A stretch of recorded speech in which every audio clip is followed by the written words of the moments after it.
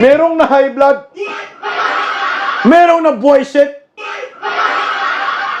Ba't ganyan mukha ng anak ni Abante?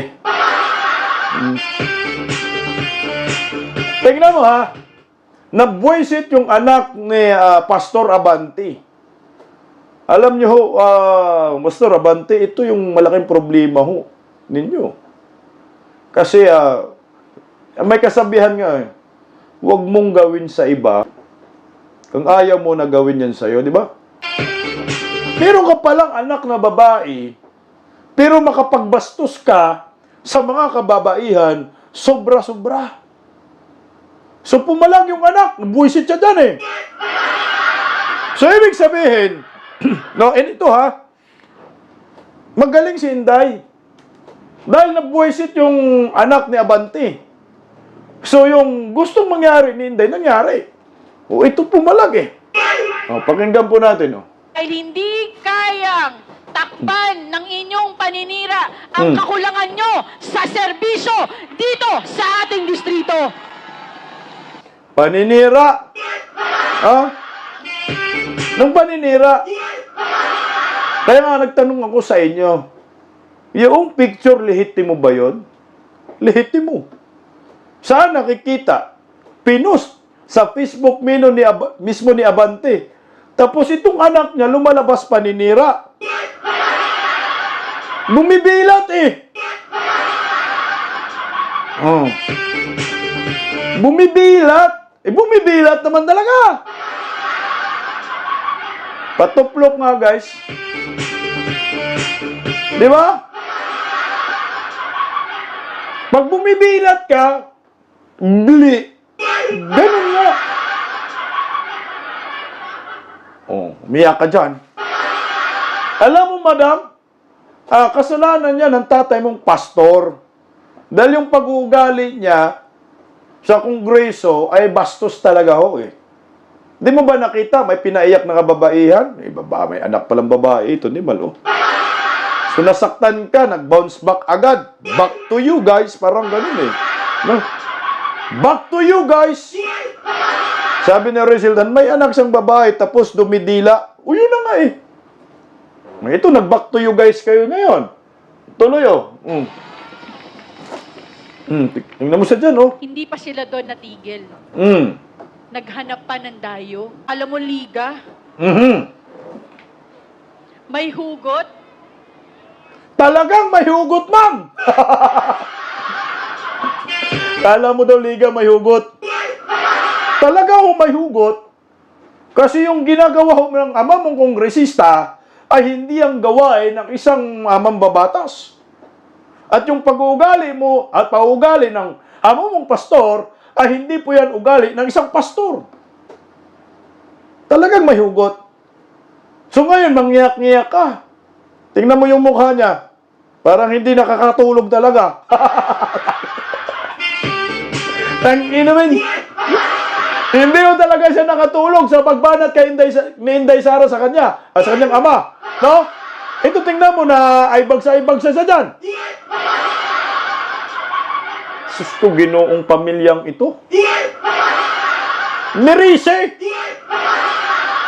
Yan yung napala nyo. Dapat natulog ka man sana muna bago ka bumanat dyan. Kaya tingnan mo yung mukha niya dyan. Parang alam mo, parang gustong kumain ng tao, no? Oh. Come on! Ito yung gusto ninyong ipapakita na pag-uugali sa maraming mga followers ninyo dyan sa simbahan ninyo, relihiyon ninyo. Tingnan mo siya, high blood siya dyan. Tatayo ka dito sa aming lungsod. Tatayo ka sa aming distrito. Wala ka naman na ambag sa mga buhay ng aming mga kadistrito. Oy, nagsigawan ng mga adik. Alam mo, ma'am, ang pangalan nito. Ma'am, nagkamali ka sa sinabi mo na tumayo ka dito sa aming distrito, na wala ka namang ambag sa aming distrito, sumisigaw din yung mga adik. Saan ka ba ipinanganak? Ngayon ka lang nakagising? Kagising mo lang? Maynila? Sa inyo ang distrito? Nabili nyo yan? Yung sinasabihan mo, Vice President of the Republic of the Philippines.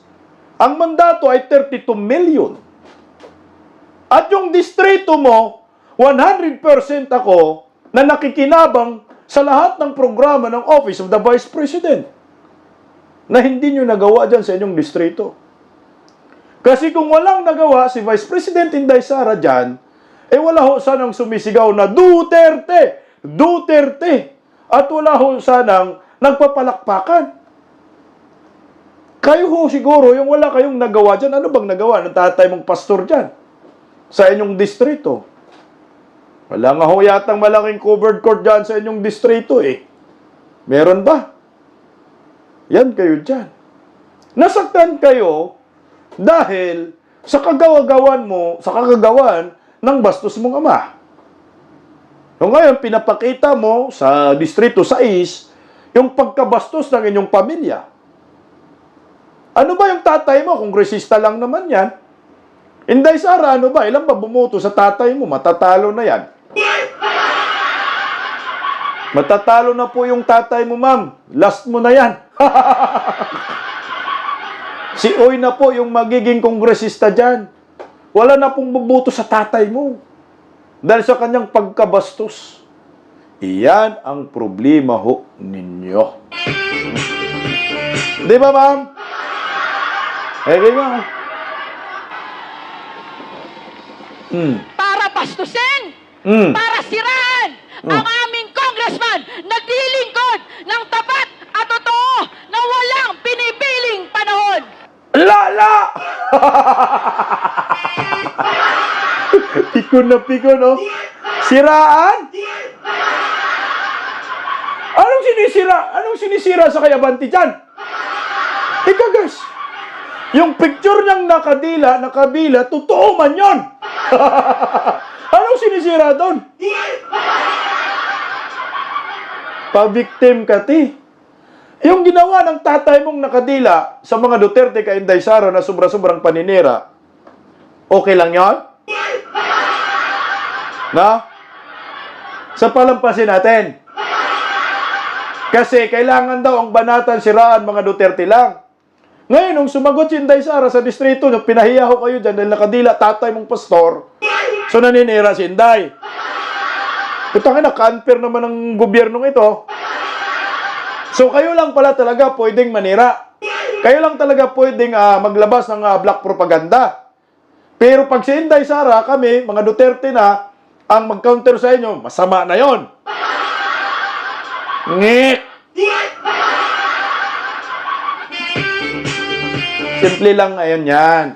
Pakisabi po sa tatay mo.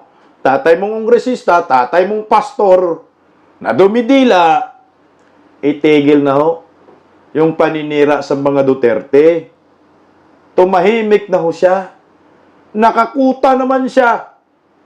Siguro, magkano binigay ni Tambaloslo sa kanya,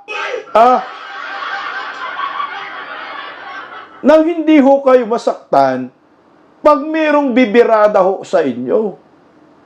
Tama? Nasasaktan pala kayo. Pag sinasagot kayo ng mga sinisiraan ho ng tatay ho ninyo.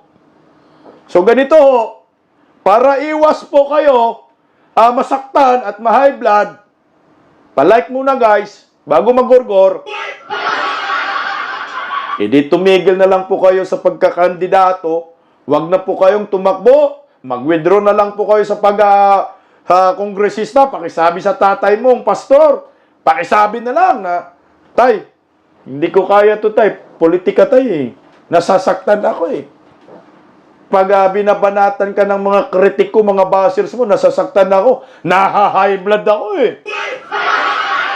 Mag-hysterical ako tay. Nagmistula akong demonyeta tay Baka po pwede tay, mag-withdraw ka na lang. Sa pagkakongresista, itigil mo na yan tay. Magpastor ka na lang tay. Mas gusto yan. Mas okay siguro ho yan Magpastor ka na lang. Huwag ka na lang mamulitika. Tumigil ka na lang. Wala rin naman kayong nagawa sa distrito ninyo. Diyos ko, Ginoo, pakasikip-sikip yung distrito nyo. Nang hindi kayo masaktan. Ganito kasi sa politika, ma'am. Kung ikaw, manira ka, babato ka ng black propaganda sa kalaban mo, natural, mag-expect ka na babatuhin ka rin. Ganun na lang gagawin mo. Alam nga namang, grabe, bumato ka ng bato. Wala naman yang batuhin mo na ngayon ng tinapay, gagi, oh. Politics man yan. Natural, pag manira ka sa isang politiko, nasa politika tayo, kung batuhin mo ng 2 bato, yung kalaban mo, panigurado, ang sukli yan sa'yo, 4 na bato. Lugi ka pa 2. Oh. Okay. Ka nasasaktan. So, ibig sabihin, yung sinasabi ni Inday Sara, talagang sumugat sa puso mo. Mali-mali na nga ho yung sinabi mo, walang naitulong si Inday Sara sa distrito mo, sa distrito. Pakitanong mo yung distrito mo kung anong naitulong ni Inday. Lalo na ho, meron si Inday mga satellite offices eh. Kayo, ano bang naitulong nun sa distrito? O, di ba, Pastor Dila? Loyo. At para sa mga tao na hinayaan sa kanilang entablado tumayo ang isang bastos at walang respeto, tama lang na hindi ka naging presidente ng Pilipinas. Ano? Di ko maintindihan. Di ba yung una mo, in-address mo, yung mga nagpapasalita kay Inday, ibig sabihin, sila ni ano yun? Sila ni Isko Moreno, si Yorme yung nagpahintulot, yun yung address mo doon. Bakit ang sabi mo, tama lang, hindi naging presidente? Si ano, si Yorme? Sinabihan mo? Na tama lang, hindi naging presidente? Tumingot ka, nanalo yung ano mo, tatay mo dahil kay Isko. Si Yorme tinutukoy na. Sabi na, hindi makabanggit ng Yorme Isko, no? Hindi makabanggit ng Yorme Isko. Sige lang, ulitin ko, ha? Sa mga, kasi napapasil tayo. Hindi naman niya binabanggit si Yorme ng diretso, eh. Hindi kagaya kay Inday, nagbigay ng props, eh. Para sa mga pumapayag na umakyat sa entablado ang isang bastos, tama lang na hindi ka naging presidente. Bakit mga ang gamit niya? Di ko magits kasi mga man eh. Pag sinasabi mong mga, ibig sabihin, marami yung pinapatamaan mo. Tama lang, hindi ka naging presidente. Mga, tama na hindi ka naging presidente. Putang na, lahat pala ng mga nagbigay dyan sa entablado, tumakbong presidente. Dapat sana ang kinonstruct mo dyan, ganito. Para sa nagbigay, hindi mga. No? Kasi pinatamaan man si Yorme Isko para sa nagbigay ng pahintulot na makapagsalita sa entablado. Oh. Buti na lang na hindi ka naging presidente. Parang ganon. Kasi pag mga pinupunta mo marami, naging presidente, ang tinatamaan mo isa. Para nalabuan ako dyan kasi nasa isip ko para sa mga. So, ang naisip ko doon, Yorme Isko, lahat ng Yorme Choice kasi mga sila man nagbigay ng entablado. Buti na lang, hindi ka naging presidente. Akala ko si Inday Sara yung pinatamaan. Yung pala, buti na lang, hindi ka naging presidente. Ang nire-repair niya pala doon sa mga. So, ang mga lahat naging tumakbo sa pagka-presidente. Utang ina mo, mimiim. Para sa na lang sana, wala na ring mga. Kasi pag gumamit ka ng mga, marami. Pero yung dugtong niya sa mga, isang tao lang yung tinutukoy niya. Sino? Si Yorme Isko. Tragis, oh. O sige, sugot limbong na lang. Intindihin natin, tayo mag-adjust. Okay.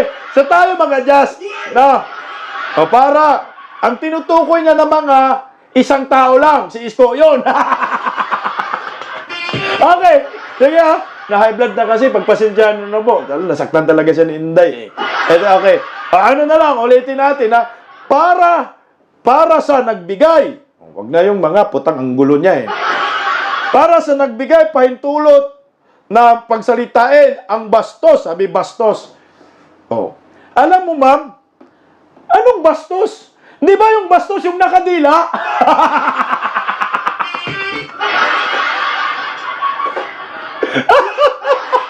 Si ma'am talaga. Abogada, ma'am? O abogaga? Tingnan mo. Di ba po yung bastos yung nakadila? Yung katabi niya, tatay niya yan eh. Si Inday Sara, hindi man dumidila. So baka yung tinutukoy ng bastos dito, yung tatay niya. Tiga. Nalibog na tuloy lalo tayo. Kasi alam ba nagiging bastos si Inday? Hindi ba naging bastos si Inday nung nagsalita si Inday dyan? Ang pinakita ni Inday, yung picture ng tatay niyang nakadila. So yung sino yung bastos? Si Inday Sara yung nakadila. Tangina mo. Tanginuan! Ano ba? At sige nga, sino ba yung bastos? Si Inday Sara o yung tatay niyang nakadila? Isip-isip. Alam mo no? Basta lang, makapagsabi lang siya nandyan. Yung mga nanonood din, nagiging tanga rin eh. Again ha, hindi po bastos si Inday Sara. Si Inday Sara, inilabas lang niya kung ano po yung kanyang damdamin. Ito ay respect sa kabastusan ng tatay mo, ma'am. Dapat pinuna mo yung tatay mo sa una pa lang. Na, tay, baka pwede tayo tumahimik ka dyan, tay. Umiiyak na nga tayo mga kababaihan, tay. Sobra-sobra na ang banat mo sa mga Duterte, tay. Okay na yun, tay. Kasi magre-reflect sa pagkapastor mo. At tay, babae rin ako, tay. Nasasaktan din ako, tay. Hindi mo pinayuhan yung pastor mo. Pastor mong ama. Pastor pa siyang naturingan, pero yung pag-uugal, hindi pastor. O ngayon, tinira kayo ni Inday Sara. Nagpalabas si Inday Sara ng picture na nakadila. Sasabihin mo si Inday Sara, bastos. O kanino bang picture nilabas ni Inday? Hindi man picture ni Inday. Picture ng tatay mo yan. Ikat. Hindi kasalanan ni Inday Sara na matulis yung dila ng tatay mo. Isang dangkal yung dila eh. So ngayon, kayo ang pabiktim. Buti daw, hindi naging presidente si Yormisco. Yun nga ang pagkakamali ng Pilipino eh. At ng mga DDS eh. Kung naging presidente si Yormisco, hindi mangyayari kay Tatay Digong ngayon yung ginawa ni Bangag. Na-interview dyan si Yormisco eh. Sabi nga, ano bang stand mo dito sa ICC? Sabi ni Yormisco eh. Ipagtanggol ko yan. O ito ha, sabi ni Yormisco ha. Hindi ko po sinasabi na ipagtanggol ko at hindi ko ibigay sa ICC si Rodrigo Duterte na pag ginawa ko yan ay kinampihan ko siya. Hindi. Gagawin ko yan dahil ipinagtanggol ko ang ating saligang batas. Dahil nga yung mga OFW nga, binibili pa nga ho natin eh para hindi mabitay at may uwi natin sa ating bansa. Ito pa kaya, former president, ipapadala natin sa banyaga? Hindi. Dito po natin lilitisin kung may kasalanan ba o wala. At tayo ang magpoprotekta mismo sa kapwa natin, sa ating mamamayan bilang isang presidente ng Republika ng Pilipinas. Ayan yung sinasabi ni Yorme Isko. Kaya doon ako bumilib kay Isko dyan eh. Patungkol sa ICC. Tapos sasabihin mo, buti na lang, hindi ka naging presidente. Kung naging presidente si Yorme Isko, edi walang mga adik. Walang palaka sa palakan yan. Walang presidenteng nakangi. At umuutal. Nasumusukan ng dugo habang nagsasalita. Di sana, hindi nabudol ang lahat. Bot sa mo, ma'am.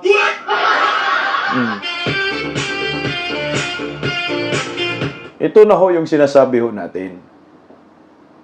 Yung pag-uugali ng tatay mo, nakuha mo rin. Ang pag-uugali ng tatay niya, nasa kanya. Politiko. Ngayon, nasira yung pagkatao nyo.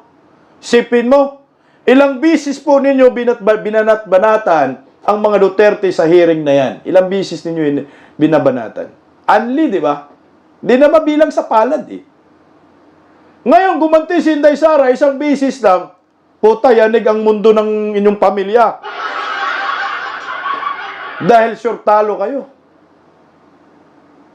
Merise. Bilat nyo.